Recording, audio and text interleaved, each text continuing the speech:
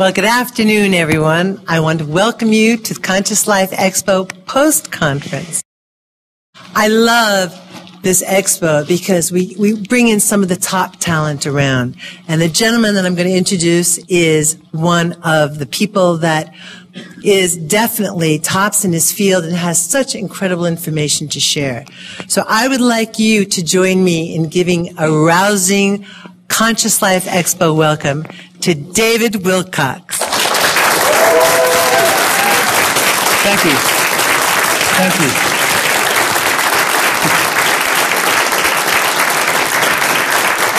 Thank you. Appreciate that. You know, 2012 is about a new birth, and now that I have my own umbilical cord, we have a great symbolic reference for that.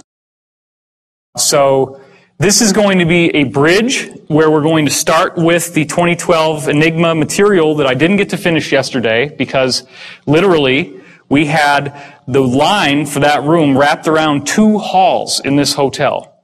It was enormous. How we got all those people into that room, for those of you who remember, I don't know how it worked, but it was a divine miracle in and of itself that we actually got the people in. So, this is about what the government is like for most people right now. We've gotten into this illusion that the government is our benevolent father figure and protector, and more recently now it's feeling as if, what's the surprise is not what we're expecting. So many people are awakening to cosmic consciousness and higher concepts of metaphysics and spirituality, and this is going to be a true masterclass in what's really going on. So 3 years ago, I was at this conference, and I met Billy Blake, who should be here, but he's not here yet. He's going to be running around with a handheld camera. And we decided to do a film together. The film is called Convergence, as many of you, or probably all of you know. So that film deals with the idea that the underlying fabric of this universe is consciousness, which is what all the old mystics and all the old religious traditions have been saying for thousands of years. Now, what I offer is a much more elaborate and intricate spin on the notion of a consciousness field than you've probably ever seen anywhere else. Of course, it goes without saying that for those of you who haven't seen this, when they haven't seen it before, there's a gasp in the audience, but you all are well initiated. Edgar Cayce and myself, there's obviously a facial similarity there. This is my brother and Cayce's first guy, Dr. Ketchum, who got him out there in the world. My father, after a Metallica concert, that's why he's sneering. And the Squire, Edgar Cayce's father. My father would only shop at the Squire shop, and everybody called Cayce's father the Squire. This is my best friend Jude and Edwin Blumenthal from the Cayce tradition, one of his principal investors. Jude and I did marvelous music together in high school, at least we thought so at the time. And this is my friend from college, Christopher, and his corresponding reincarnation, Morton Blumenthal. This is my good friend from college, Angelica, and this is Edgar's wife, Gertrude. These are like the only people I'm still in contact with from high school and college. I mean, you have to understand, these are not just random people from my life. These are like some of my closest associates and friends. And then when you find out that they're the same people as in Edgar's circle, it's very, very surprising. Okay, so as we went through yesterday, are there great secrets being held? This was something a lot of people didn't catch on the way they did the reflection on the poster for the Da Vinci Code. And of course, what is the eye in the triangle on top of the pyramid? Is there a message is being given that we're not fully getting access to? Gore's Inconvenient Truth, sure, that looks like smoke, not. That looks like a galaxy. And here's the Milky Way from the top down. There's our sun, so you can see this is about where we are. So we're not all the way out at the edge, we're kind of in the middle. But doesn't this look sort of like crosshairs to sort of point towards the galactic center and suggest that there's some sort of galactic alignment that's going on here? So later in this talk, you're going to hear about interplanetary climate change, which is how this movement into a new area of energy in our galaxy is in fact actually causing all the planets in the solar system to experience changes just like the ones we see on Earth. So this is far from an isolated phenomenon. There's also these new physics discoveries that keep leaking out, and they always relate to sacred geometry. The idea in this case of the dodecahedron, which is 12 pentagonal faces that kind of looks like a soccer ball if you make it into a sphere. They actually found out, these scientists discovered that the background radiation from when the universe was first created has arranged itself into this odd geometric pattern. And that's been proven. So then the question is, okay, what is the force that would cause that type of geometry to emerge in the formation of the universe? As we're going into the 2012 subject, of course, crop circles have been on everybody's mind. This was the formation that came down a couple of years ago, which started out in an unfinished way. You notice that all of these blocks are completely solid, and this area is solid as well. Well, the circle makers, whoever they are, came back. And when they came back, this is what we got. Now you have time markings and symbols from the Mayan calendar, okay? And the alignment of these winged discs in terms of what markers they're pointing to, which corresponds to the Mayan system and the Aztec system, gave you an exact time reference of the length of time between when this was created and 2012, the end of the Mayan calendar. So this is a self-referential 2012 diagram given to us by whoever is behind the circle phenomenon. This is one of many crop circles which seems to suggest that the secret to understanding 2012 and this mystery that we're dealing with right here in our talk today is in vibration. That looks an awful lot like a vibrating puddle of liquid. This is what happens when you take vibration to the next step. You get sacred geometry, and I'm going to show you more about that in a second. If you can imagine, this is a sphere and a cube and then another sphere. This is the Froxfield chromosome formation. Obviously, the circle makers are saying, 2012, pay attention to your DNA, right? Except here's the thing. The chromosome's all broken up. And that's what happens before there's about to be a cell metamorphosis. Now, this is even more interesting. Check this out.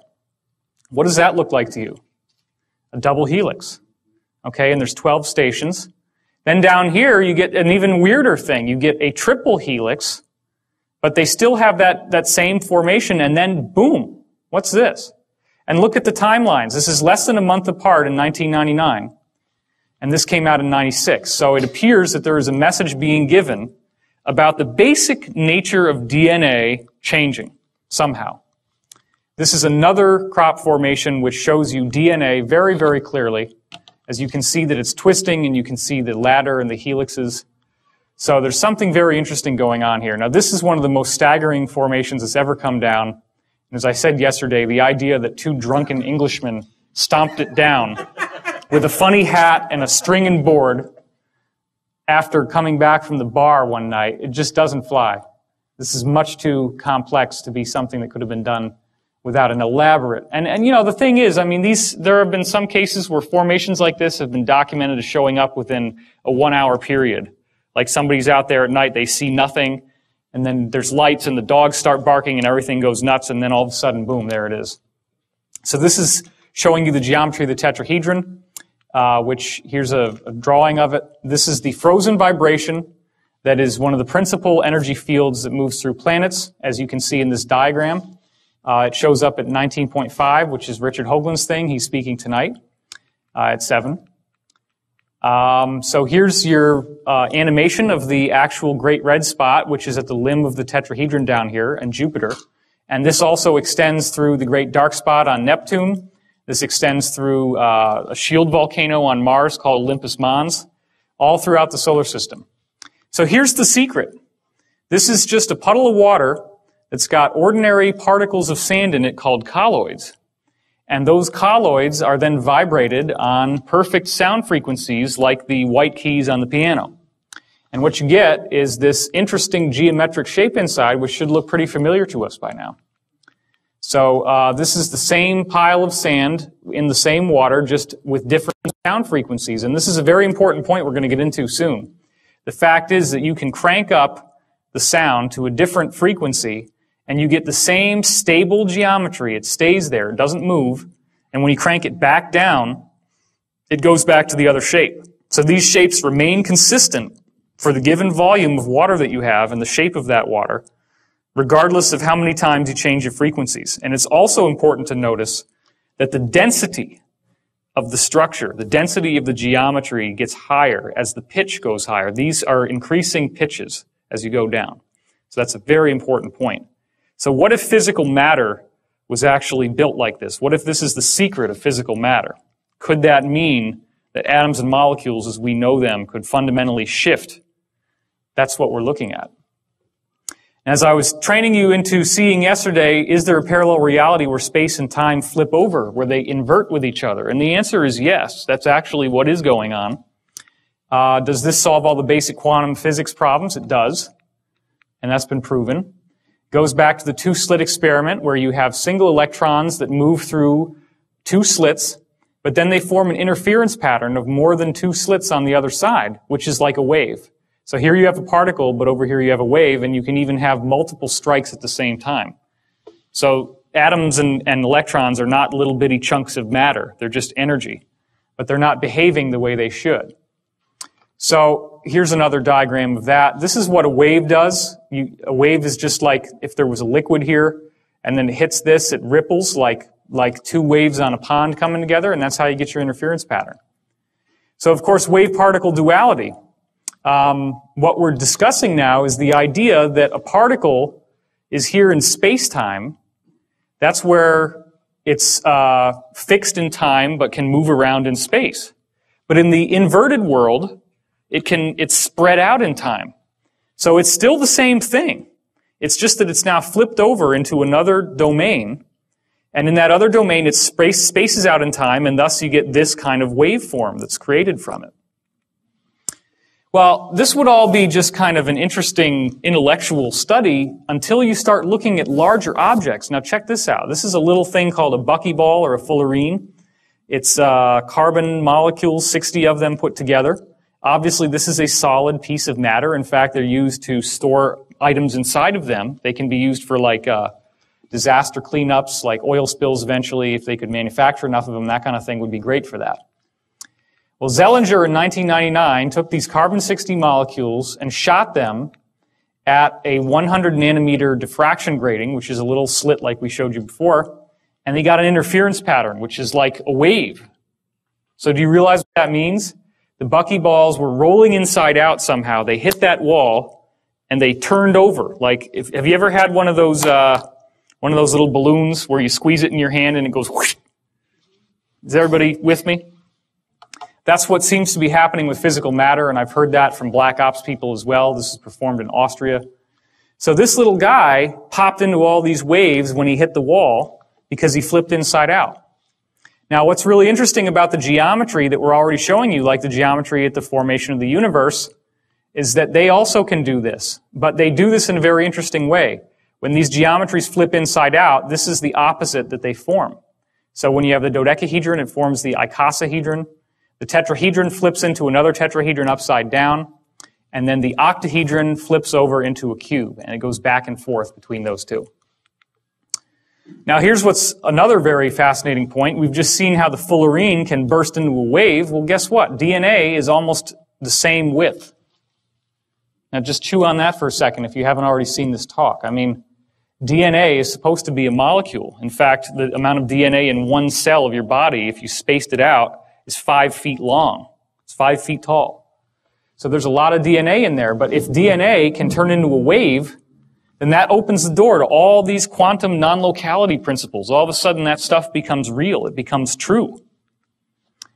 Well, we already have plenty of experimental evidence, and I'm just going to show you one of them right for now. This is Kaznacheyev, a Russian scientist who passed a diseased cell culture through a shield here, which when it was glass, there was no effect. Of course, the other culture was just healthy tissue.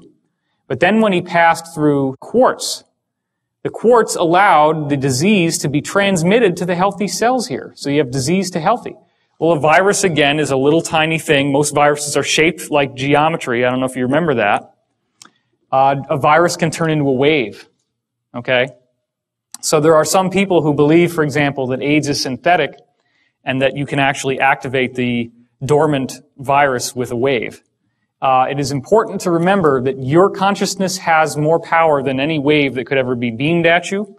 So if you ever start worrying about electromagnetic mind control or all these silly things that people get focused on, that's something that you don't need to worry about. Also, has anybody here done healing? Has anybody here? Okay, wow, that's more than half. Have you ever noticed how if you're with somebody and you're really empathizing with somebody who's sick, that you start feeling some of the same thing that they've got? There was a case where I had a woman, they were doing a Reiki session on her, and I was in the room, and I started to have this outrageous pain in my big toe. It turns out that she had a gangrenous foot. That exact spot on my toe that hurt was where the pain was the most strong for her. So this is real stuff. But the thing is, when you get these energetic beamings, unlike this helpless little cell culture, your consciousness has a huge effect on what's going to happen to you. And those little health problems, they don't last very long, right? I mean, usually if you ever do healing work on somebody, just as a tip, go and wash your hands from the elbows down, because that will get rid of this transmitted energy. Okay, it's a very effective means of doing that. So Dewey Larson, the physicist, revealed that time is in fact a three-dimensional domain. And this is where we're getting into the idea of what's over there on the other side when you flip over a particle and it turns into a wave. There's a three-dimensional realm where time as we know it is spaced out. Now, okay, not everybody's following me on this, but we're going to go into how this works, so just stay with me. Einstein talked about the space-time fabric. And the basic idea about gravity is that planets are like dipping down in this fabric, and then gravity is just the result of things rolling towards the planet as the fabric is displaced. Well, think about it. If this were true, and all the planets are sitting on top of this fabric, that means that only the fabric and what's above it represents the realm that we live in. But then you got this whole place on the bottom. And where is that? And how do we get there? Well, the answer is you got to punch a hole through. So that's your wormhole, right? You know, the word wormhole comes from the idea of a worm burrowing through an apple. Everybody remember that? And it's like the outside of the apple is space-time. The inside of the apple, where the wormhole goes, is time-space. That's a three-dimensional realm of time. Time is not linear. It's only linear because we're stuck in space-time. So what happens is time-space is on the inside of the apple, or the donut in this case, and space-time is on the outside. But this whole system can invert so that space-time is now on the inside and time-space is on the outside. So here's the basics of it again. 3 dimensions of space and 1 dimension of time. You can move around in space, but you're fixed in time. It's moving forward like a river. When you go into time-space, what we would think of as time is now 3-dimensional, and what we would think of as space is now 1-dimensional. You actually move around in 3 dimensions of time. This is where we're having dreams. This is where we're having astral experiences. That's why a psychic in a particular place can actually look forward and backward in time in that location, because they're viewing through time-space. That's what your psychic function is. Distance you travel in time-space is actually time travel over here. Now that sounds really far out, but the bottom line is all the things that I'm telling you have been verified by multiple black ops witnesses. They've been verified by experimental, secret projects, and a lot of actual evidence that's in the public domain that we just don't normally understand what it is or why it's there. The entry and exit points are very important. If you look up in these medieval texts about fairy circles and fairy rings, these are the little circles you go into where you find the fairies or the gnomes or the dwarves or the elves or whatever. Well, you don't just find them anywhere. You have to go into these circles, and you can only enter them at certain times because it has to have to do with a planetary alignment. You see, the Earth has naturally occurring natural stargates on them. And I know that some of you might not believe this, but there is so much evidence, and we're going to go through some of that. There are natural stargates, and you actually can time travel. So there's a very important reason why the ancients were building things like Stonehenge and the pyramids. This is not just to entertain themselves and to build a tomb for the dead pharaoh. Okay, it's much more than that. So I read this book when I was 7 years old, and in the book we have descriptions of experiments in ESP between Harold Sherman, the author, and Sir Hubert Watkins, who was an Antarctic explorer.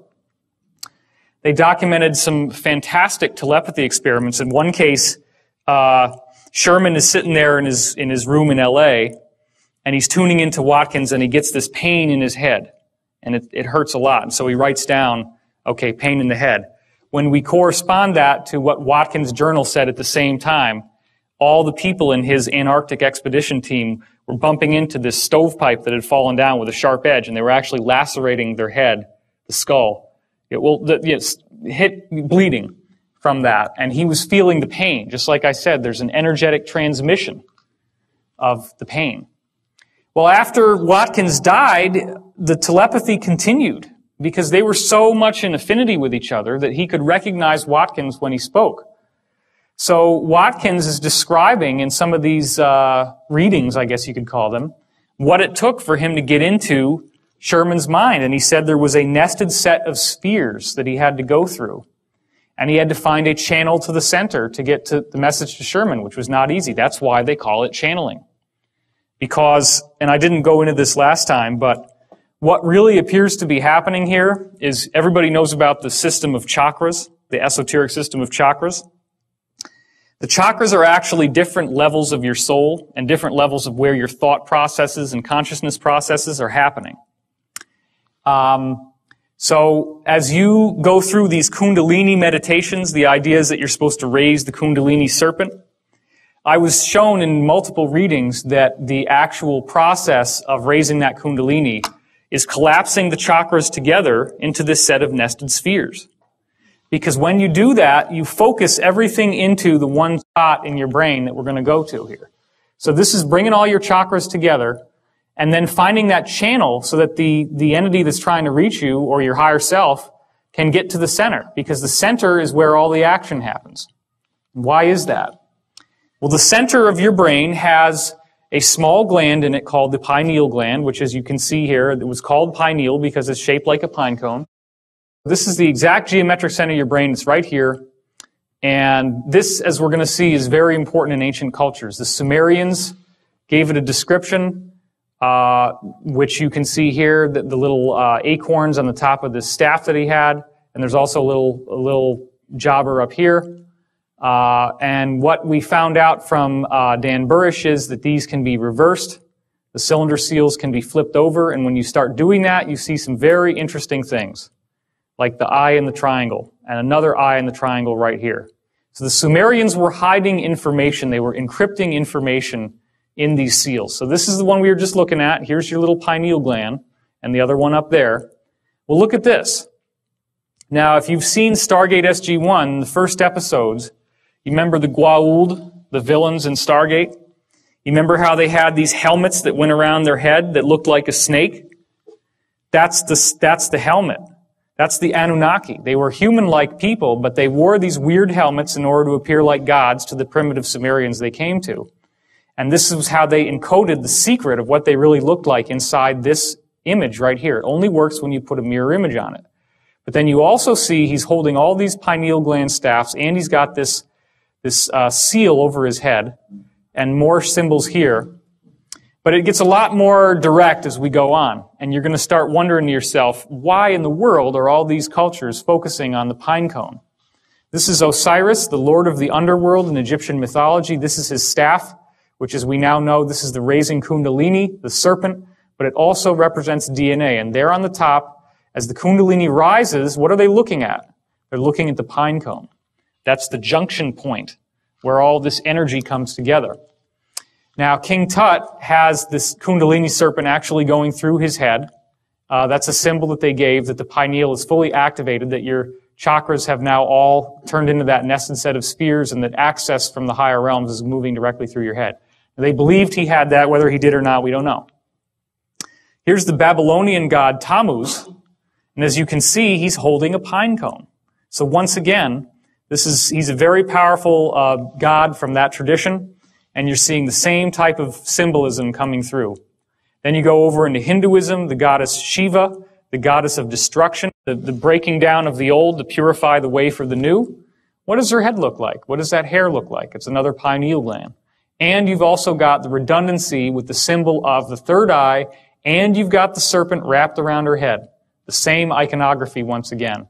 And it's so powerful in the Hindu tradition that even now, it's common practice to wear a symbol of the third eye on your forehead if you're a woman, and they all have these various bindis, as they're called, that they can order and wear. This is, as we go more into more recent gods, the god of drunkenness and revelry, Bacchus. You can see he has the goat-shaped ears here, the kind of demonic almost looking, and he also has the cloven feet. But then look at this. What's that? There it is again, huh? There's that pine cone.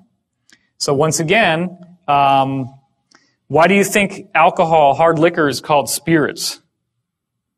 Think about that for a minute. Because it opens the door to these influences. And the ancient people knew that. That's why they were called spirits. You've ever seen people who get like completely possessed when they're drunk and they just seem different? They seem a lot more negative. Well, negative entities in some cases seem to be able to grab hold through the pineal gland. And so they knew about all this. They knew that drunkenness and revelry opened up the pineal. That's why he's got it on the top of his staff.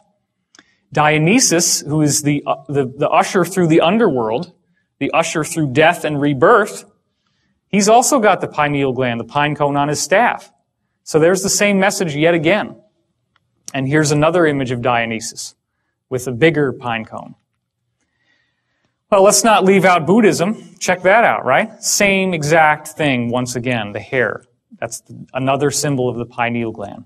And even the fact that it looks like a pine cone with these little, the way that they braided their hair. I mean, all this was done deliberately to honor the pine cone. So then there's a quote from the Bible, "The light of the body is the eye. If therefore your eye be single, your whole body shall be full of light." That's Matthew 6:22. Well, that's pretty weird, huh? Guess how the mainstream Bible scholars interpret this passage I told you yesterday for those who were here. They say, well, you just have to be single-mindedly focused on God the Father as your salvation. That's why it's one eye. You just want to kind of look at him. This is a single eye, and it makes your whole body full of light. Well, the Bible says God is light, so this is what's going on. It's your hyperdimensional gateway. The third eye, yeah. But surely we say, even though maybe a Bible passage could be interpreted a certain way, it might not mean anything, probably doesn't mean anything. Surely the Vatican wouldn't follow something like this. That'd be silly. There's never any public acknowledgement of it, or do they? Well, check this out. This is the Vatican Square, and this is a gigantic statue of a pine cone. It's the largest statue in the Vatican, anywhere outside, except for this little ball over here, which we're going to look at closer in just a second. Notice the peacocks, which have a very kind of Egyptian feeling to them, like the ibis. Right? The Egyptian ibis. It's a very similar type of bird. And what's this all about? What's that look like to you? Aha, that's an open sarcophagus, just like in the King's Chamber of the Great Pyramid. What does the open sarcophagus symbolize in the Great Pyramid? No more death. The transition into spiritual life. Okay? So, this all has to do with, I'm going to start walking a little bit. This all has to do with the knowledge of the higher forces, the sacred geometry. All this stuff focuses on the pineal gland, the pine cone. Now, what do they call this actual part of the Vatican? They call it the court of the pine cone. Okay? How weird is that? But I want to take a look at that little ball, so let's go in closer on it. There it is. That's huge. That's huge. And what's all this? This is like Greek columns, and then you get your saints on the top of the columns here. And here you have, I guess that's called the basilica over there. But you've got this gigantic ball, much bigger than anything else, and it's mirror polished. Well, that again is a symbol of divinity and the Creator. Okay? Well, there's the pine cone, and here's a guy. Look at that. I mean, a man is not even tall enough to reach the bottom of the pedestal of this pine cone. What the heck is the point? If everything that I'm telling you is bullshit and you go home and are like, oh my God, this guy has been smoking some really weird stuff. Okay, fine. If you want to believe that, that's fine, but answer me this. What the hell is that? And why is it there? And why do they care? And why is it in every single ancient culture in the world? It says the same exact thing, and it looks just like a gland. Any of them could have chopped open a head and found this gland in your brain. And they did. Well, this is what's at the bottom of that statue, okay? That's Egyptian cuneiform down there. And the lion, like the Sphinx. This is the Vatican. Is anybody getting a does not compute on this? You got the ibises around the top of the thing, okay? You got this weird mirror ball on the outside of the courtyard. You got this open sarcophagus, like in the Great Pyramid. Do you think maybe that they have a little bit more of an affinity with Egypt than we've been giving them credit for? Do you think that maybe the ancient Templars who designed the cathedrals used the same sacred geometry in the Great Pyramid in order to make those cathedrals so that they would function as consciousness resonators and amplifiers, using the domed ceiling, using the stained glass windows that have sacred geometry mandalas in them, and using the Gregorian chant, which has the tones of sacred music that then activate your consciousness. This is what's going on. That's the other side. You can see once again the same thing. You have this lion who's there. Well, okay, I guess if we put a cross on the top, it doesn't really count as an obelisk anymore. You know, we can kind of glide on that one. Doesn't work for me. This is very much something out of Egypt. And here's the smoking gun. The actual pontiff himself carries a staff that has a pine cone in the staff. Now, you cannot tell me that all this is an accident, especially when you understand that the esoteric symbolism of the staff, first of all, you notice it looks like a tree, and that's the central axis of the world tree, right? I don't have a slide for it here, but the world tree is what the ancient people saw when they looked at those nested spheres. You remember the mushroom-looking thing that I showed you before? If you go out into the solar system out of body, you see these, they look like umbrellas. And so you see a trunk in the middle, and then it moves out like this into what's that sphere that we're showing you. So that's what they used to think of as a tree. So this symbolizes the world tree. What's the joining point between the world tree of spirit and the physical pontiff, who is the actualized embodiment of spirit? It's the pine cone. So this is showing how the pineal gland, once it's fully awakened, allows you access to the world tree, which is the repository of all spiritual wisdom and knowledge. So, the pineal gland has been explained through conventional methods, conventional means, to some degree. They have figured out what it does by looking at how when light strikes your retina, there's a little nerve system here called the preganglion sympathetic neurons, and they move through, and the light transitions itself into your pineal gland, okay? When the light goes off, it signals electromagnetically to the pineal gland that it's time to go to sleep, which then secretes melatonin into your cerebrospinal fluid, which activates the whole brain's sleep mechanism, the whole nervous system, okay? So the pineal gland is very much associated with going to sleep. Well, that makes sense because when you go into a mystical state of consciousness, typically you have to go into a very meditative, very zoned out, very relaxed Zen type of consciousness. That's not an accident. So again, if therefore your eye be single, your whole body shall be full of light. So when you cut off the light on the outside, the light opens up on the inside. That's the melatonin mechanism. Well, the pineal gland is activated when light goes out. Jesus also said the people who sat in darkness saw a great light. Matthew 4:16. Again, the idea that it's only when the light goes out and you can activate your pineal gland that you have the full access to this knowledge. So the pineal gland also secretes another chemical. This is more recent research called dimethyltryptamine, or DMT. It's becoming increasingly popular in the New Age circuit now that people are taking these South American potions like yopo and ayahuasca, which is the one you're probably more familiar with. The actual dictionary definition of what DMT does is that it includes profound time dilation, time travel. This is when you're accessing the time field, right? Time is three-dimensional. It's no longer linear. You can shift time. Journeys to paranormal realms. That's like those fairy circles, the gnome circles, right? And encounters with spiritual beings or other mystical transdimensional modalities. All right, so there's the shape of it once again. Now, what's the big secret? The interior is filled with water. How does that seem like a big secret? Who cares? Why would it matter that there's water inside the pineal gland? Well, those of you who were here yesterday know the answer. The interior of the pineal gland, the water flips in and out through time-space. We'll get to that in a second. The problem that most people are having is that the water calcifies as you age. In fact, that's how they're able to figure out if your brain has a tumor when you're getting an MRI. Most people have this chunk of calcium in the center of their brain, which looks white on the MRI or on an X-ray. And if that little guy is off to one side, why is that? Think about it. Because what? Tumor is pushing on the brain, and it knocks it off of alignment. So our pineal gland is actually supposed to be used for transdimensional access, but instead what's happening is that we're calcifying it by our diet, by the use of fluoride in our toothpaste, fluoride in our water, by drinking too much soda, carbonated beverages, too much refined fats, refined sugars, refined flours, white flour.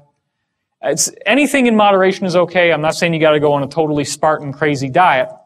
But this calcification is also what the Bible calls the mark of the beast. The mark of the beast is on the forehead, right? Does everybody remember that from the Bible? And what was it supposed to mean? It's supposed to mean that you're captured in the grip of materialism. Well, that means that you don't have your spiritual access open. That's the symbolism. The symbolism is when you look at the chakras, you actually see a dark spot up here. So that's where that comes from. Now this is where it starts getting very, very strange, okay? If you haven't already been blown away, this is where it should start to change your consciousness. The interior of the pineal gland, all along the inside, has rods and cones just like the retina on your eye. Do you think that maybe when they called it a third eye, that they knew what they were talking about? Do you think that an eye must have a cornea and a lens and all this vitreous fluid in it like we have? The fluid is there, but you just got the retina. So there's something that appears to be happening inside. It's like there's a little television in here. And you can actually get audio out of it, and you can get video out of it, and that video feed is being picked up by the rods and cones, and that's your imagination. That's the mind's eye. You actually have a retina. Have you noticed that when you visualize something strongly enough, that you really do see it? You can close your eyes, but you're still seeing things. This is where it's coming from. Now, some of it obviously can happen in the mind. I'm not saying that everything that you think is showing up inside this little gland here. But what I am saying is that a lot of your contact with the other side, when you're traveling through time or when you're having a dream, the interface between your dreaming body, the silver cord, as it's called, the silver cord is anchored right here. That's where it comes from. That's why when people have an out-of-body experience, they hear a loud cracking noise, and then they fly out of body. The crack comes from right in here. So, the answer to why this works is that there is an electromagnetic shield that is created when the light goes out. It may be stimulated by the release of the DMT, but these two little arteries here, they don't look like much, but it's a known fact that the pineal gland has more blood flow per cubic volume than any other gland in the body. This gland has the most high amount of concentration of energy from your body of anything else. And that's because it's our gateway.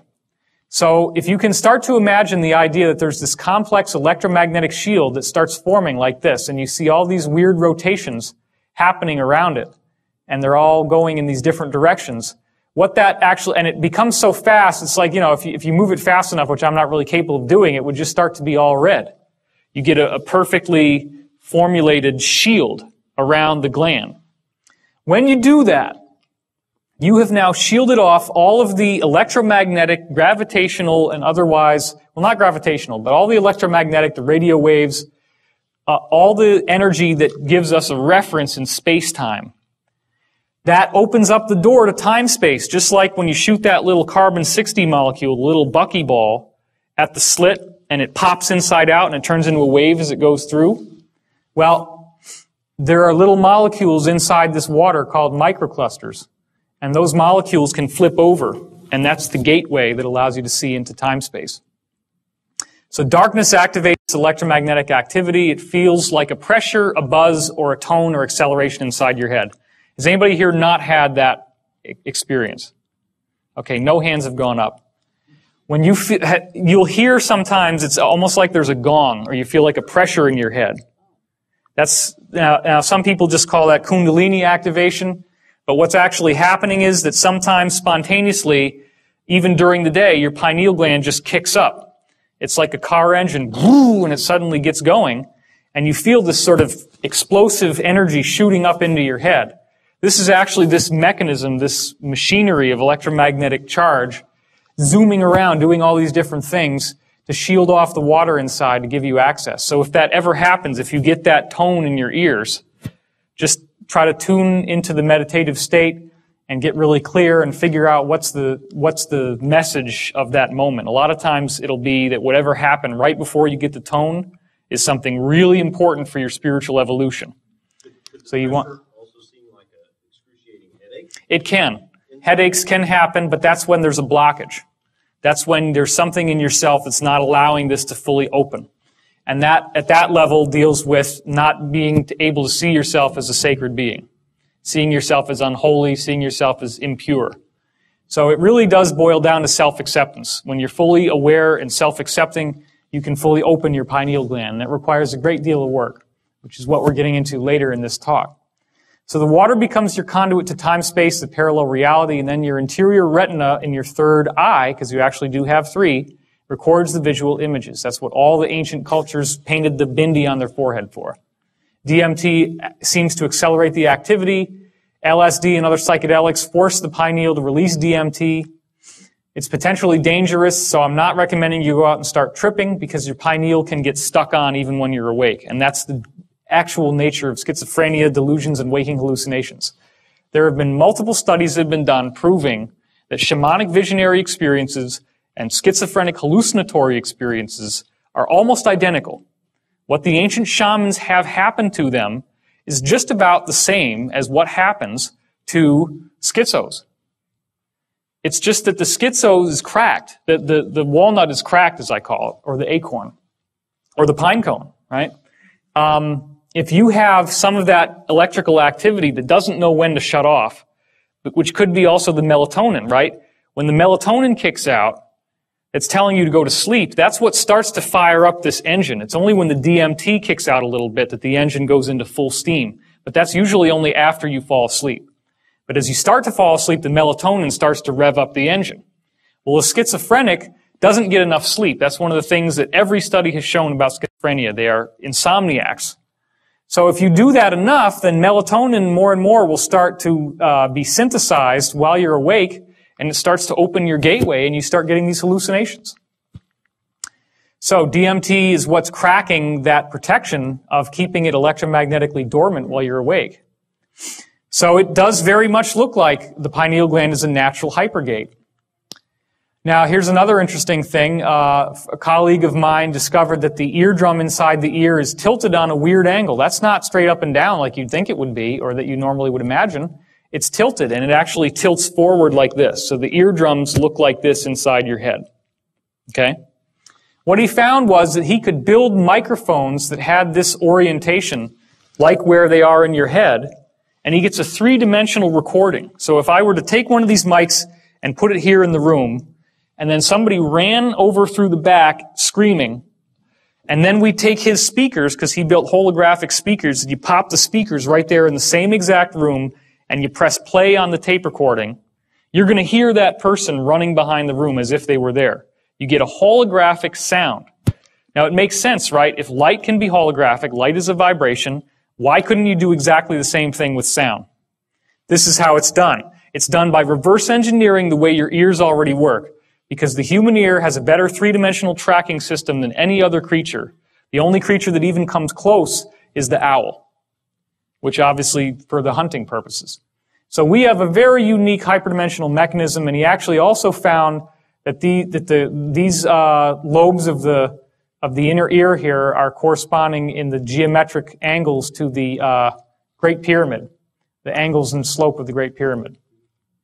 So this is what happens. They're coplanar with a tetrahedron inside your head, the point of which comes out through the third eye center. And of course, the third eye is at the geometric center of this. So when you're going into the pineal gland, when you're falling asleep, you're going to lie down. You're going to tilt your head like this. Which way is the tetrahedron pointing now? Which way is the triangle going to be? Like this, right? And your eye is in the center. So doesn't that look a lot like this?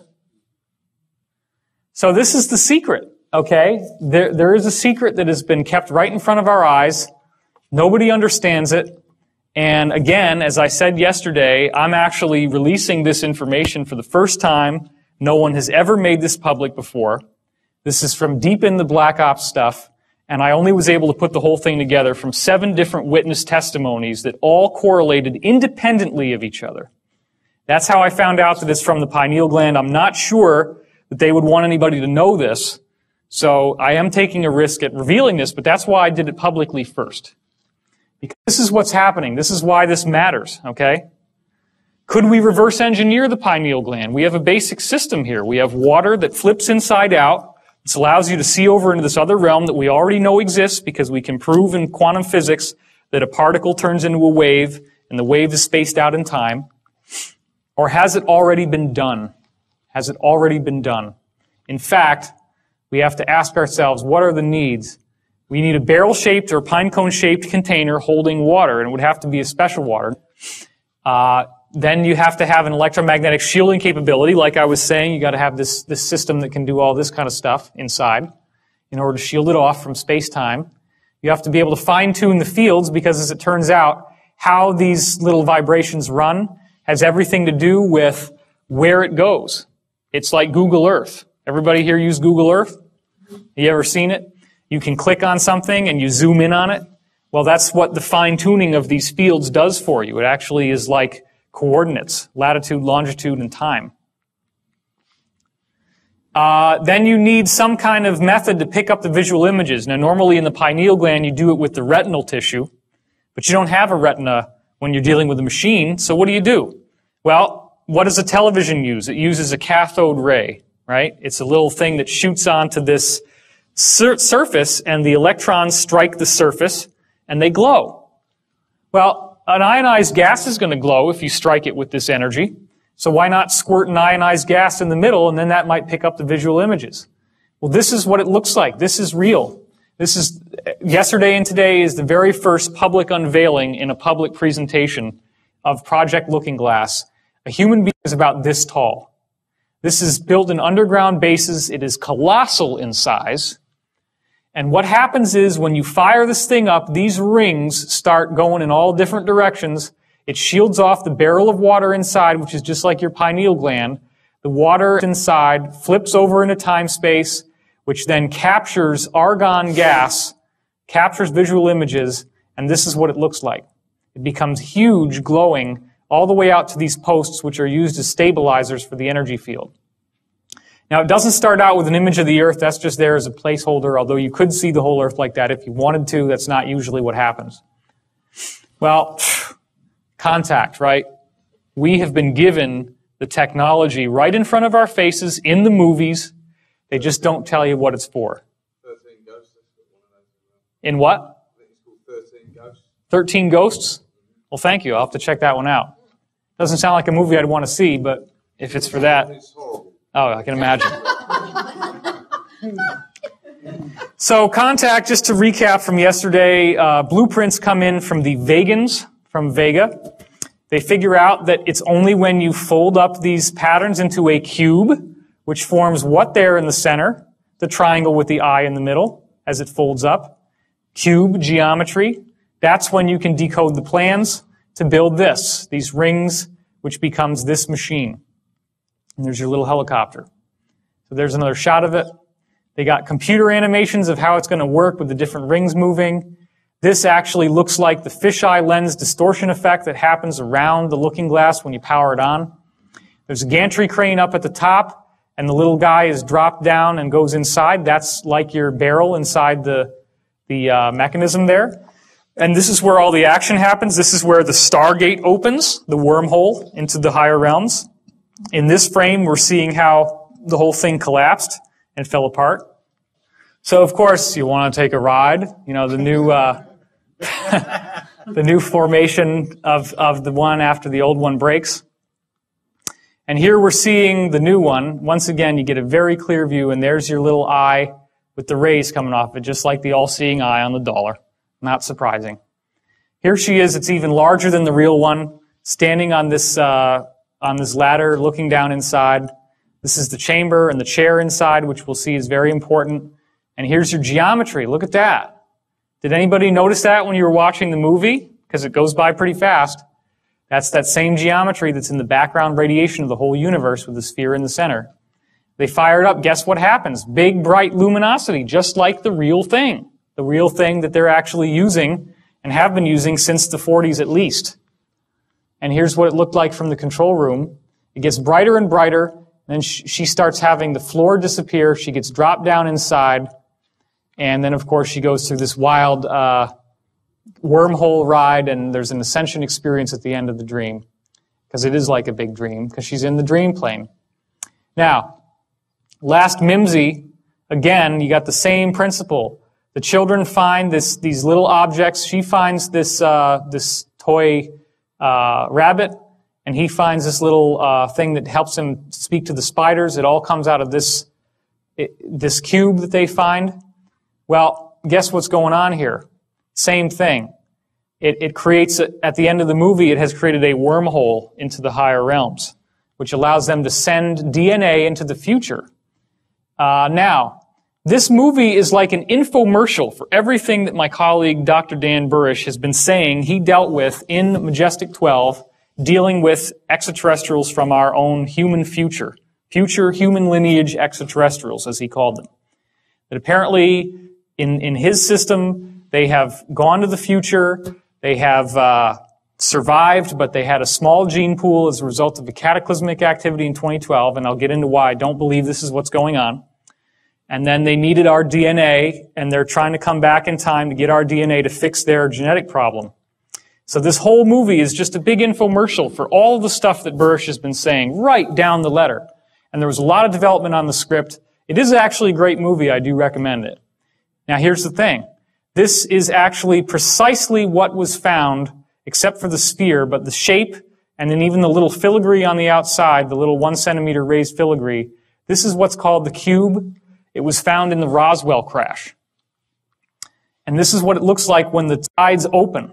You ever see the movie Hellraiser? I don't know if you'd want to. But they have a little puzzle, a little box that they flip, and then it pops open, just like this. And what happens when it pops open? Where do you end up going? You go into this parallel reality that's like hell, right? So that's all based on real knowledge, because some of the spiritual planes you can go to are pretty nasty places. So when it opens up, you get these brilliant, vibrant colors inside and this grid pattern. It's called the yellow disk because the little yellow disk forms right here when it starts. And then you get a full color image. Unlike the other one where it's argon gas and it's all yellowy. You get a perfect color image on the real thing. And of course, there's a treaty that they have with the ETs that forbids them from giving you the writing that's on those panels. We can't do anything about that. Again, you're seeing the same redundant geometric metaphors here, the sphere with the geometry. So, all of this stuff, all of this usage of the looking glass technology has created some very, very interesting things. They have used this, for example, to cheat on presidential elections. Think about it. If you actually did have a technology that could allow you to look into the future and you're running for office, what are you going to want to do? You're going to want to go look at the newspaper headlines and the television and figure out what swing states you lost. So then you're back in time and you can program your Diebold voting machines to tip the vote just enough that it's exactly 50-50, which is what happened in 2000 with George W. versus Gore, and it's what happened again in 2004 with George W. versus John Kerry. Okay? The problem is that as a result of the fear that they have that in 2012 that you're going to get an Earth axis shift, which is caused by an inappropriate amount of energy moving through the looking glass devices. They have, as of December 2006, completely deactivated and deconstructed all looking glass technologies on the Earth. The Iraq War had, to a large degree, the mission of capturing a looking glass technology that was dug up in Sumer, which was originally in the possession of Gaddafi in Libya, which is why they attacked Libya. Gaddafi got rid of it and gave it to Saddam Hussein. Saddam Hussein was using this technology, viewing the future. The U.S. government went in after him because they felt that the fate of the world was at stake, because if they did not capture this technology and get it back and deconstruct it, that the Earth would have a pole shift. So this is what they say, and it's a great story. It'll make a great movie, which I'm sure is being written. We're going to get into the pole shift and why I don't think that that's what's going on at all. I do have a negative doom and gloom disaster view of our future. It's very important that you hear that, even though I know some of this stuff might be a little freaky looking. So the D of the CTP is what they call it in code parlance, because nobody's going to know what that means. But when you actually decipher these letters, it means the doctrine of the convergent timeline paradox. Here's the problem. You look through time with this device, and when you hit 2012, everything goes perfectly white. As you get closer and closer to 2012, starting in around 1980, a very strange thing has been happening when they use the looking glass. There is an interlacing of images. So right now, imagine that if I had this slide on half the time, and then the other half of the time, there was an image of like a face. And if I interlace them slowly, then maybe every second it goes from here to the face to here to the face. Then as it speeds up, it gets faster and faster to the point that if it were complex images, you couldn't make out one from the other because they're flip-flopping so fast. Okay? That's called interlacing, and the frequency of the interlacing gets higher and higher as you go towards 2012. So anytime that they try to look at or they used to try to look because they're not using them anymore, 2009, 2010, 2011, 2012, bam. It's so interlaced that they have a whole server farm of computers just to deconstruct the two images and be able to see what they're looking at in the future. So again, this is what they're using. This is one of the main ones they're using, the Orion cube as they call it, or the cube. And also it's being used with looking glass. But what's going on with 2012? Well, here's another very interesting thing. Dan Burrish, who I've had multiple discussions with privately, and we're actually going to have an event that we're speaking at together at Caltech, which is later in March. And I'm going to have that on my website if you're interested. It's going to be local. My website is divinecosmos.com. And we're going to talk about all this stuff there to some degree, but it's mostly going to be on his research with biology, which we'll get into later. But anyway, we have multiple parallel futures that we can choose. And what he found was there was a treaty that they were trying to do with the extraterrestrials that was codenamed Tau 9. And in the Tau 9 treaty, they had a line item in the treaty that was intended to share his biology technology with the ETs. And that technology was able to reproduce the original seed of all life on Earth, which the ETs wanted to use to be able to heal their own DNA because they believe that they're human lineage. So what he found out was that these other beings apparently had contacted him and said, you cannot tamper with the tree of life. You can look at it, you can admire it, but you can't mess with it. The tree of life is the actual source code of our DNA. So what was happening was they were looking into the future, and he took the negative visual that he got from the alien, from the ascended being that came to him and warned him about the tree of life. He held that image in his mind of what would happen to the Earth in 2012 if this were allowed to happen. And the image inside the looking glass immediately shifted to the apocalyptic vision. So he was able to prove by doing this that you can determine the outcome of what this thing shows you by your conscious focus. So 2012 literally does represent create your own reality time. It has everything to do with what do you expect is going to happen. This is where thoughts becoming reality really takes on a whole new meaning in a way that you've never heard of before. Now again, I also had a contact with a man named Daniel. You can hear about the story on the free 3.5-hour Project Camelot video that's on my website. You can go look it up. I met this guy in New York. I was stranded at the airport because of the snow. I ended up going to a Denny's. It was the only place that was open. I had brought the Montauk book with me for some reason, even though I thought it was all just a bunch of crap. And this dude walks by in like biker gear and a big burly beard. Big guy. So you like that stuff, huh? You like that Montauk? I said, oh my gosh, this is all a bunch of crap. He says, I used to work for Preston Nichols. What? Preston Nichols is one of the authors of the book. And I just started laughing. I said, look, there's no way that you worked at Montauk, because Montauk is a joke. It's fake.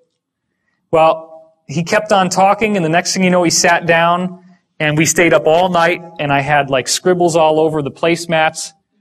And I mean, this guy, and it's a shame that he doesn't want to go public, because I'll tell you, he's got an amazing amount of information.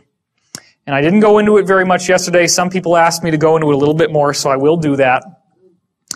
You have to understand that there is a basic New World Order, an Illuminati, if you will, which is primarily run by the Rothschild family. The Rothschild means red shield, which is all kinds of esoteric symbolism we could go into, which I don't have the time for.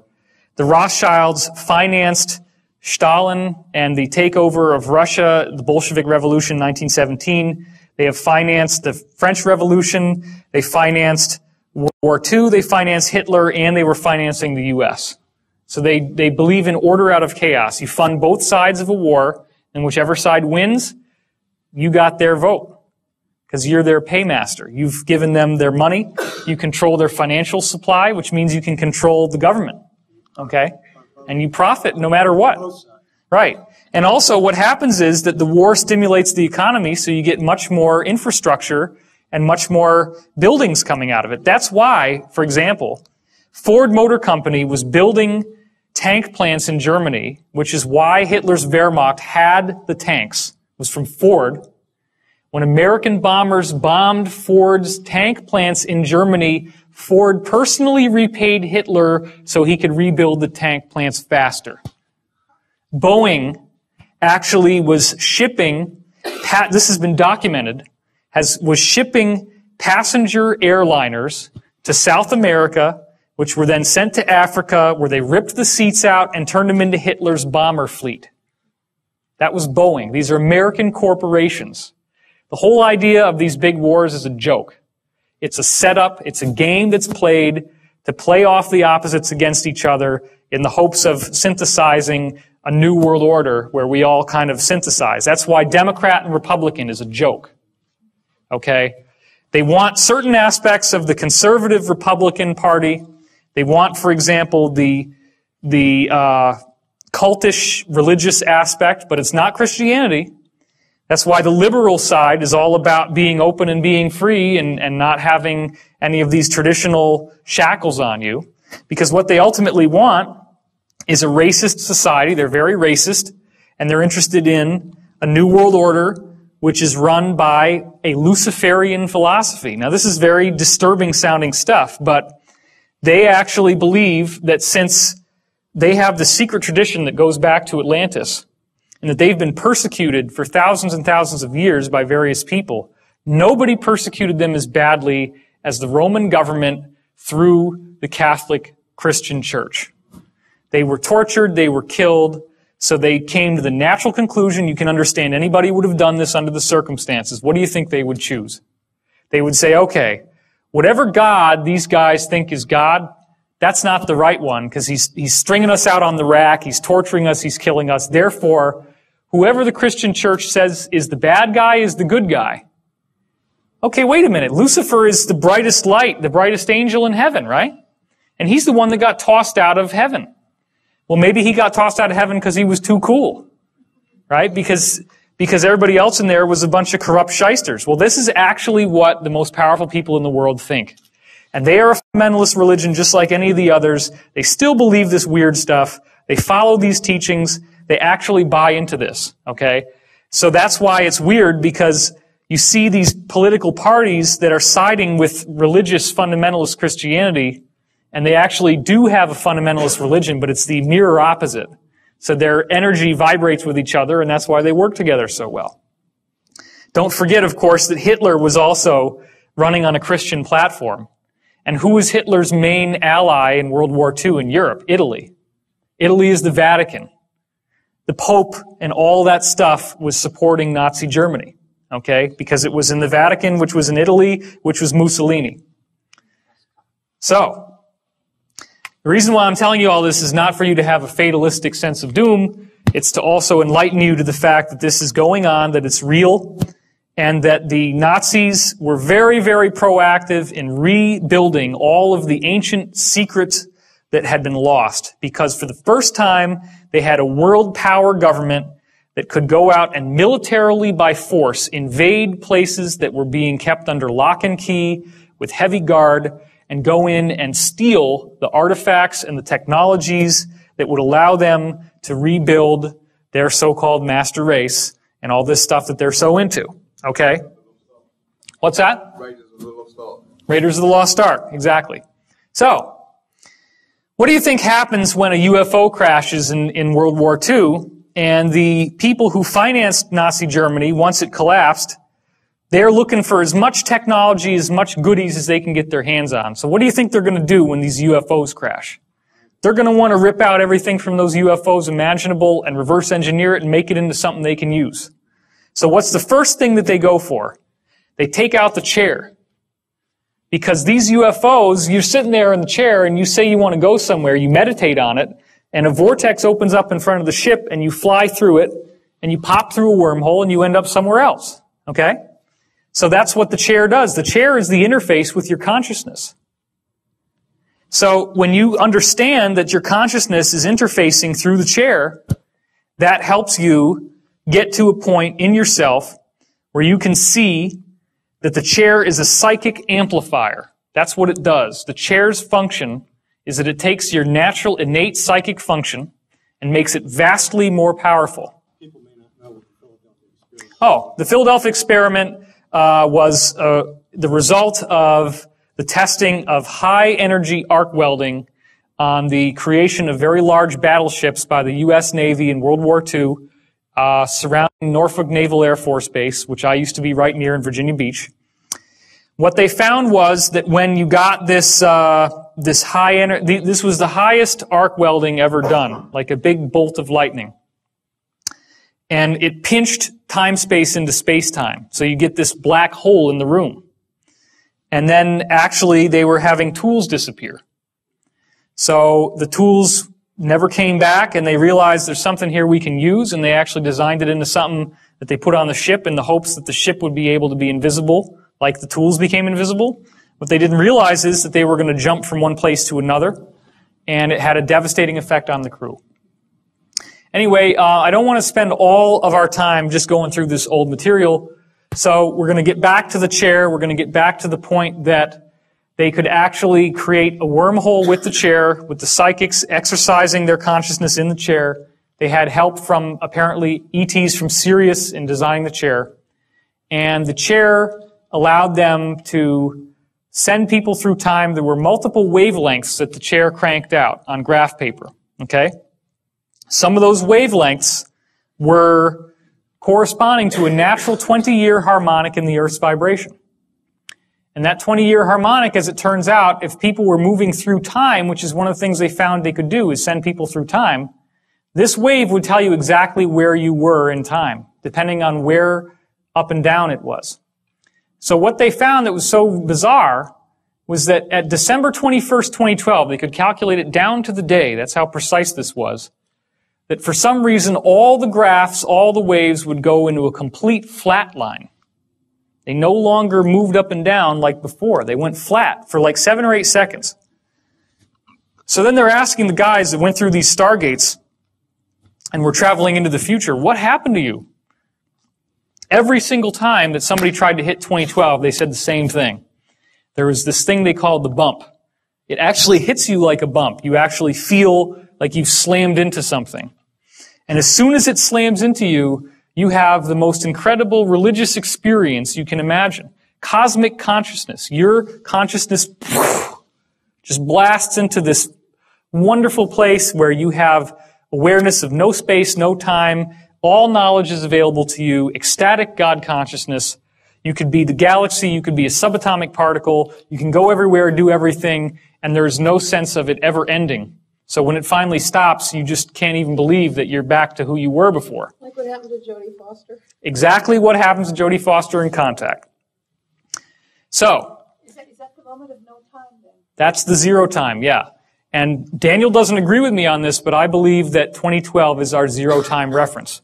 By the way, Daniel did say that the stargates are real, that there is one main stargate per planet, that they dug them up from ancient Atlantean technology. They actually buried it under the ice in Antarctica because they were concerned that something would come through that could damage human life. So that is real. Stargate SG-1, all those television shows, of which there's 10 seasons, the first and second year of Stargate SG-1 are remarkably loaded with real stuff. And there's even an episode of Stargate called Wormhole Extreme, and you remember that one? Where they're making a fake television show about a real Stargate program. It's like this inside tongue-in-cheek joke. And everybody watching the show kind of knows, okay, they're telling us something here. There's something real behind all this stuff. Well, it's true. Why do they do that? Okay, that's a very good point. The reason why they do that is that you hide the truth out in the open. So that if I go into this lecture and I'm telling you all this stuff, you can just say, oh, well, he's just into Stargate. You know, he's just watching television shows. But in fact, this was really cool. One time, I was sitting down with Daniel one day, and we're talking about the looking glass. And this has a little orb that appears when you're looking at a particular place, and it's a ball of light. So they gave it this really weird name. They call it an outer band individuated teletracer. Okay? Outer band individuated teletracer. And they shortened it to the word obit. Outer band individuated teletracer, an obit, right? So then we're thinking, all right, this is what they always do, right? They hide this shit out in the open.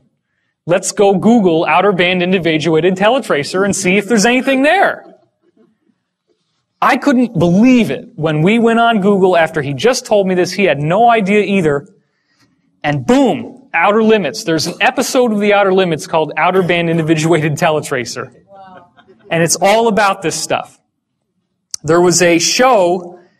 He was actually really interested in me too, because I seem to have some sort of psychic connection to these things.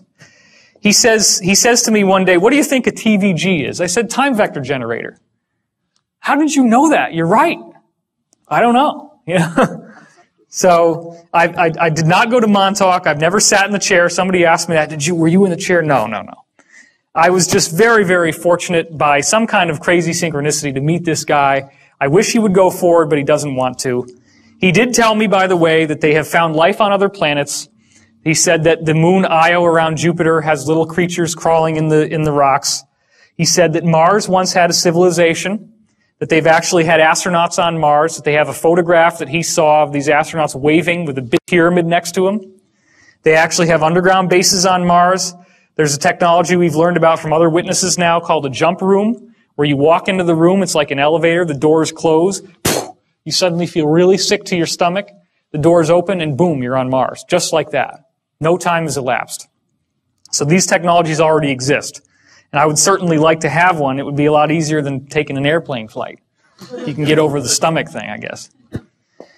So, again, all gate travel is much better than using a ship. It's a much preferable method than traveling by a spaceship because you go a lot faster and you go a lot farther.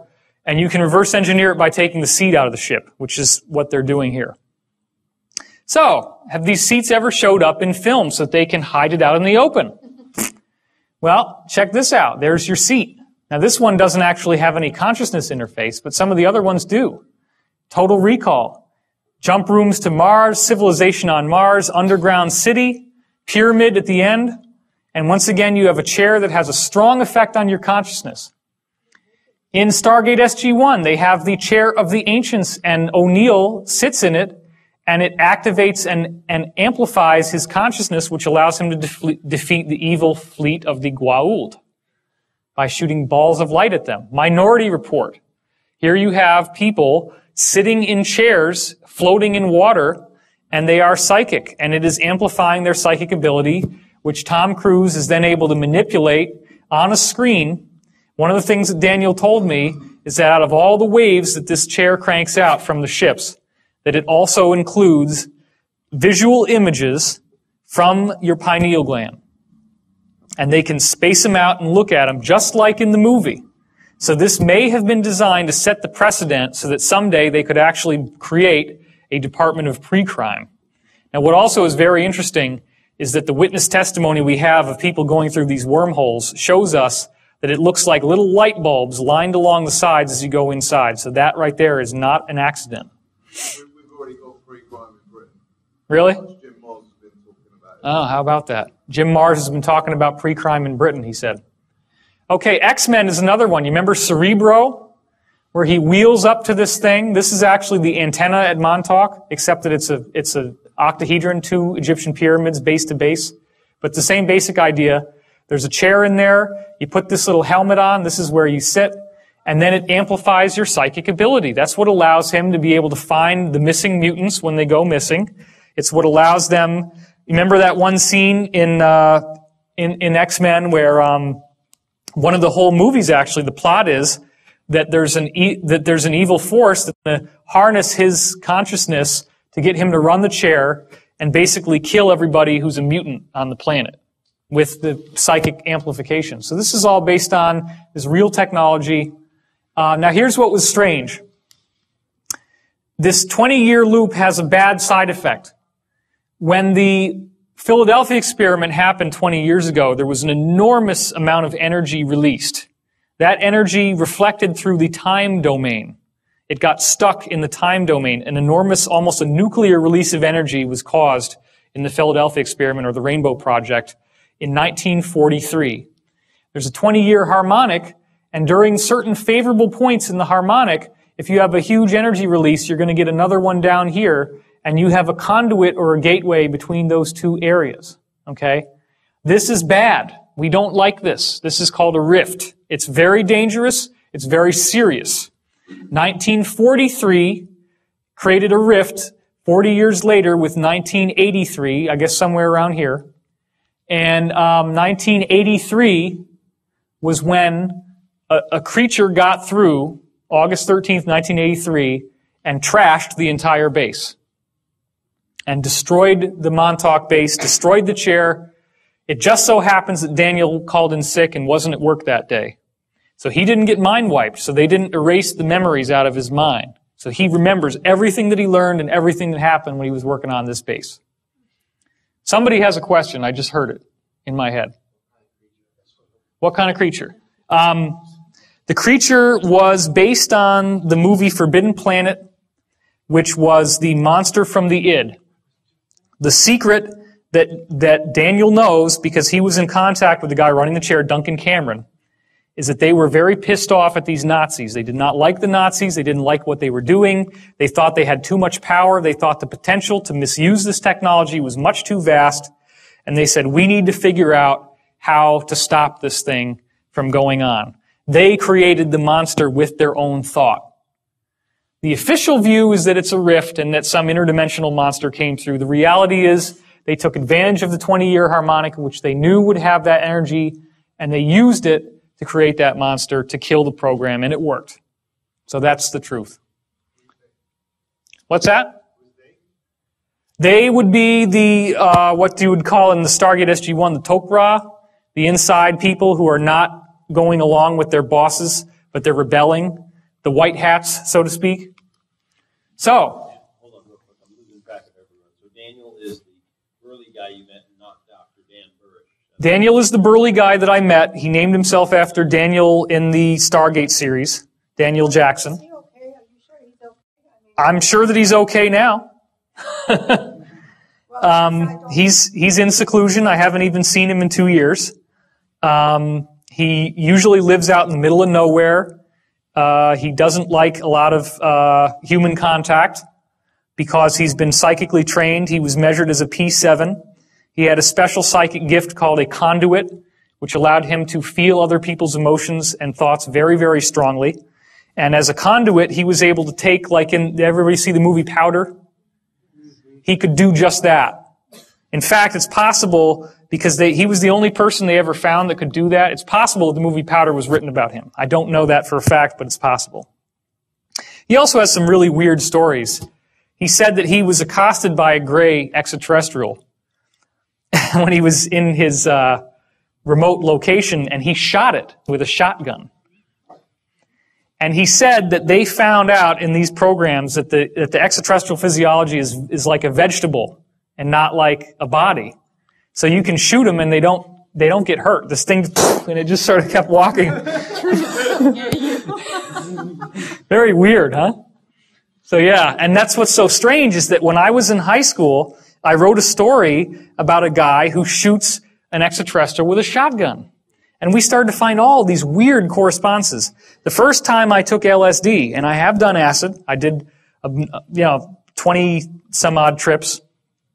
I had a very strange experience.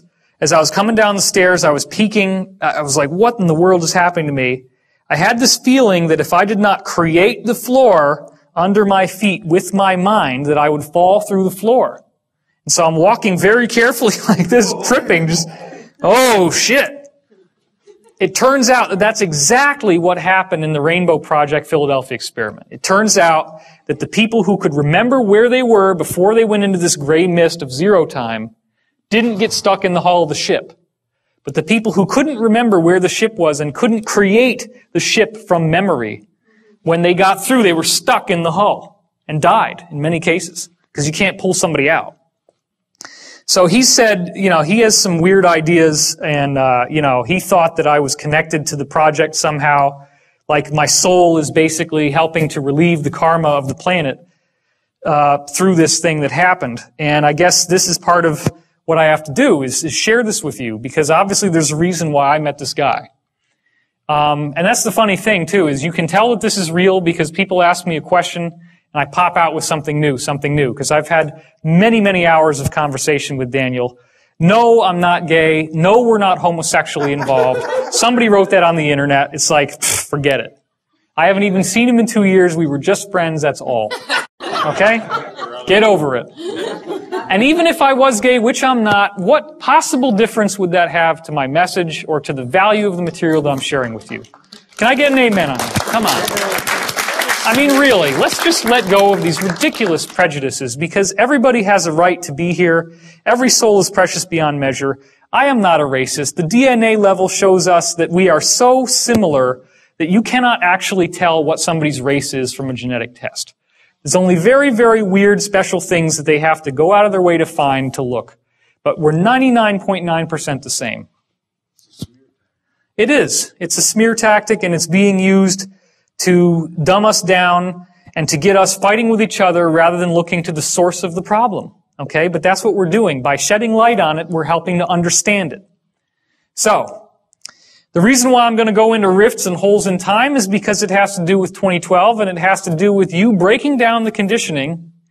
Let me finish the sentence. Breaking down the conditioning that has kept you from seeing the greater reality that we live in. Question? Can you go back to the 20-year space-time cycle? Yep. So you were saying before that at the apex of the current cycle, you get a rift in time, and one was created in 1943, another one 1983. Is there a possibility of that happening again at some point in the other? Okay. He asked a good question, which is the apexes of the wave and the bottoms of the wave is a 20-year cycle, but especially from top to top, the 40-year cycle from 43 to 83, you get this big conduit, you get this big rift that was created by the Philadelphia experiment. Now again, it could have been anywhere. It was the fact that the Philadelphia experiment was done when it was that created a harmonic coupling 40 years later. That's all.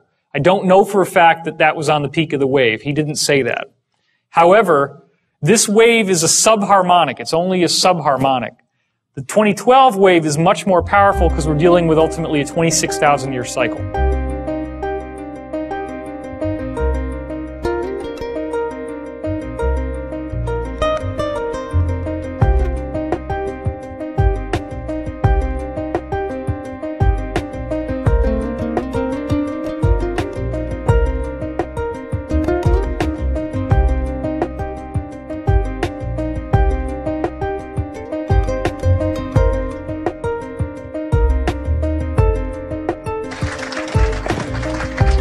Just don't say anything, man. I don't even want to hear it, all right? Then here's my question. All right? You can talk as long as you like. You have a unique perspective on Edgar Cayce. Edgar Cayce I knew this was going to happen. Correct. No. It's a psychic premonition, right? Dude, I ain't backing on you, man. Okay, so now you threw me off here. All right, so what was I talking about? Oh yes, 2012. The idea here is that it's having a unique perspective on Edgar Cayce. All right, Cayce did, I think, and correct me if I'm wrong on this, he did a grand total of I think only 14 readings that actually dealt with the future, right? About 14 readings that did with the future. Yes, yes. And of those 14 readings, a lot of them were interrupted by his clients who were, who said, I don't want to know anything about that. Just tell me if my partner's a crook and things like that, right?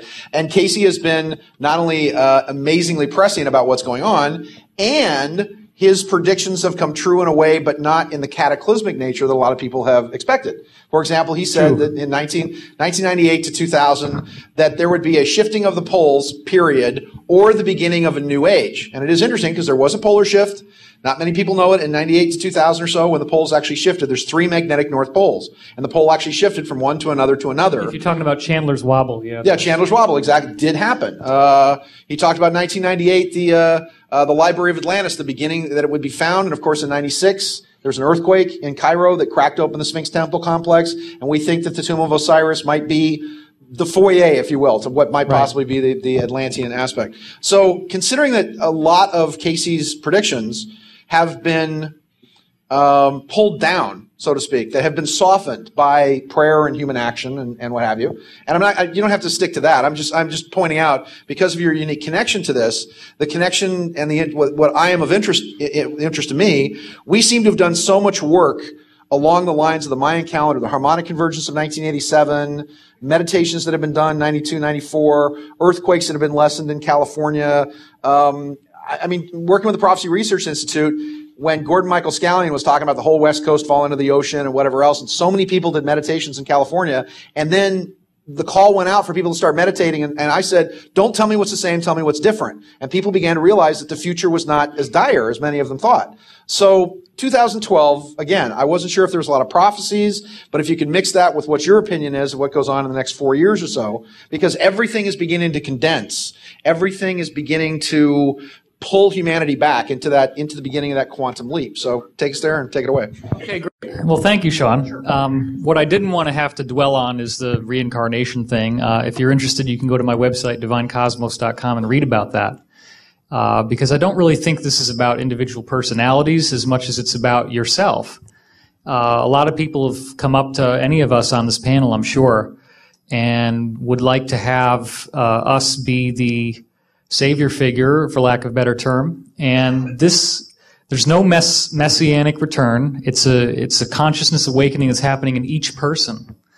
And so if you want to get help from others on your spiritual path, that's fine. But I would always encourage you to practice discernment and recognize that if a truth doesn't resonate with you, you can throw it away and not look back. Because as one of our panelists was saying, this is a future that we create. 2012 appears to be an energy field which is largely dependent upon our focus in terms of how we choose to go into it. And one of the reasons why we know that is because of the government time travel project I just spoke about in my workshop, which many of you were at, called Project Looking Glass. And it turns out that the person looking through the looking glass determines the future that you see by what they expect they're going to see in the future.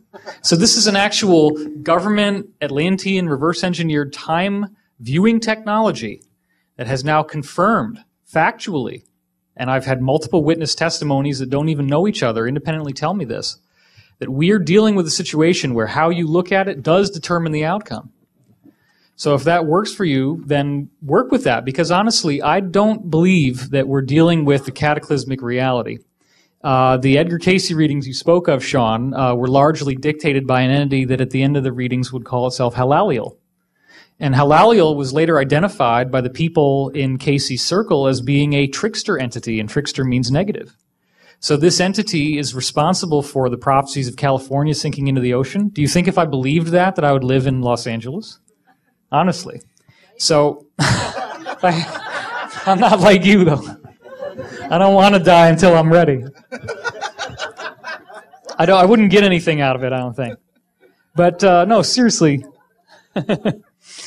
Seriously, I think that... In David's defense, a lot of us get that, by the way. Dude, you live in Hermosa Beach. What are you talking about? You predict the future and you live in Hermosa Beach. That's where the wave's going to wipe everything out. And I keep telling him, well, California is going to be all that's left, and it's going to be the rest of the United States that falls into the sea. So,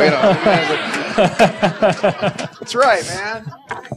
Well, again, I want to remind everyone here that each soul, every one of you, is precious beyond imagination. And it's just such an incredible honor for all of us on this panel to be able to share this energy with you, because as you tune into our frequency, there is a very real energetic conduit that is formed. And if we are clear enough, then our personality disappears and we become a lens for the Creator that you're shining to us to shine back onto you, hopefully with some transformation and some nice filigrees on it. So I wanted to share with you a perspective on 2012, getting back to your earlier question, Sean. And this deals with the idea of what exactly is going to happen between now and 2012. And this gives me a great segue into a piece of information which is scientific in nature, which I've wanted to share at this conference, and this is the great time to do it. I was poking around in Russian physics. I was looking through the web for various scientific studies done by Russians on torsion fields, which is the energy field of consciousness. And they've done some fantastic work. I, quite by accident, stumbled across the Russian Institute of Temporology, which means the study of the nature of time, and found a paper by a man named Dr. Sergei Smelyakov. I know. Go ahead and laugh. It's okay. My coughs don't smell like anything, by the way. They're just roses. But Dr.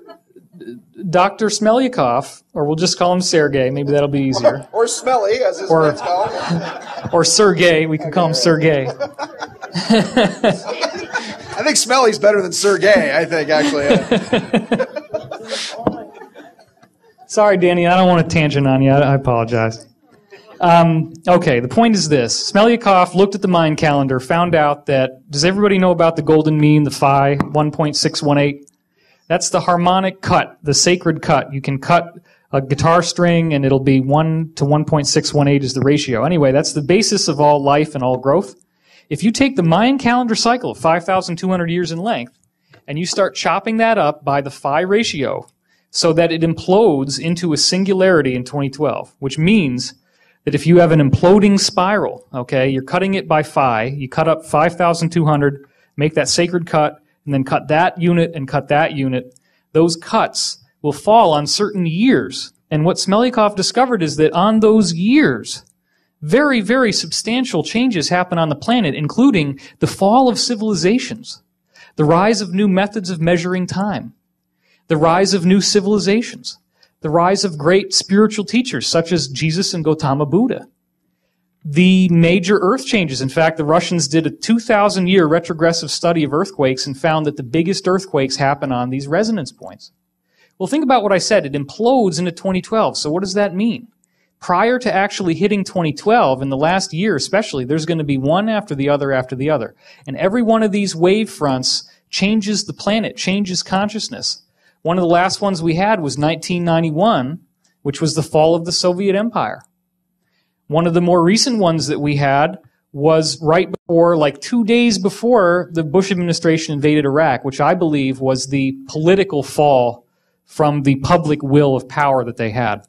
So we're dealing now with the next wave that's coming in 2009. As we head into 2010, 2011, they're going to start happening every couple months, and then they're going to start happening every couple weeks, and then they're going to start happening every couple days. By the time we get to 2012, we're going to be hitting new ones every hour. And towards the end, it's multiple times per second. Okay, now my readings have told me, for what it's worth, that some of us will be able to have ascended abilities. I mean, full-on ascended abilities prior to the actual shift happening. So that would be very cool, because what we're expecting after 2012 is a 100 times more harmonious utopian world where things like time travel, levitation, instant telepathy, instant healing, telekinesis are as common and as everyday as breathing. And I look forward to that time. Now, I've been told that any one of us in this room, anyone, if you're willing to do your practice, which basically involves the acceptance and the forgiveness of the self, and if you get that down, then you start looking at everyone else. If somebody else upsets you, the only reason why they would is because they're hitting an issue that you have. So if somebody does something and it no longer is your issue, you won't be upset by them. If you can find that peace and that equanimity within yourself, then you will be the most compatible for for this change that is coming. And as each of these new wave fronts hits, these are sufficient enough. They used to take hundreds and hundreds of years. They change the whole nature of the world and civilization. They're going to start happening every week and then every day. So you can harness that potential in yourself, and I see a very, very positive future coming. So I thank you.